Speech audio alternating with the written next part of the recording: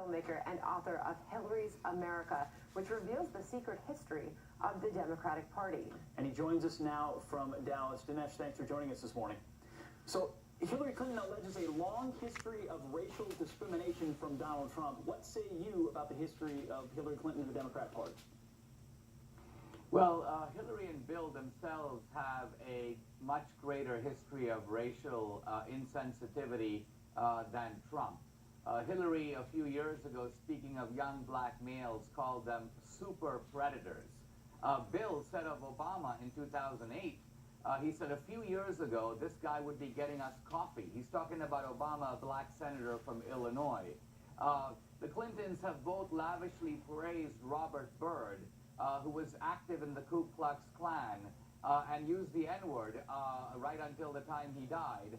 Now, Donald Trump has no history, nothing that even compares to any of this, and we're not even getting into the history of the Democratic Party, which has been actively involved in the Ku Klux Klan for almost 50 years. Okay, so Dinesh, then where this week is Hillary Clinton coming from when she says that Donald Trump has, quote, a long history of racial discrimination?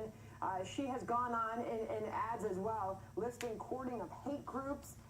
Where is she coming from on this, on her attacks on Donald Trump and race? Well, she's referring to a handful of ragtag white supremacists who are completely irrelevant and have no influence. And these are people who have endorsed Trump. Now, he hasn't endorsed them.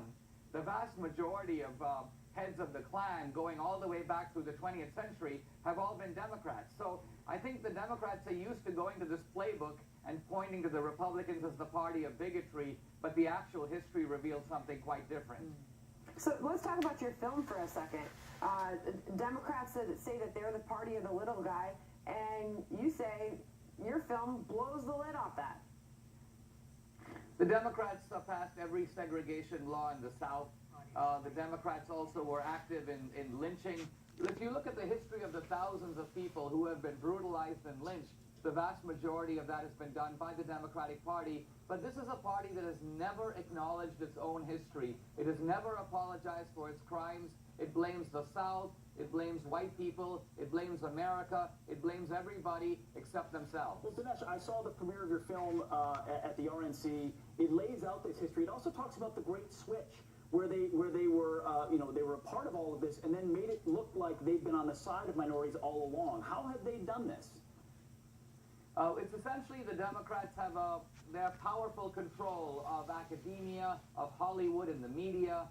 Those are three of the biggest megaphones of our culture. When you control those three things, you can put out a lot of disinformation, a lot of propaganda. So Dinesh, at this point in the election, and as we get so close, 75 days or so to go, 10 weeks to go to the election, and you see where Donald Trump is in the polls after a week where we saw a back and forth on race that got very heated, can he win more support of the minority vote?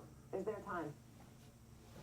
I think he can, but I think the more important aspect of what Trump is doing in taking on this issue is he is helping to erode and deplete the moral capital that the Democrats have used for a whole generation.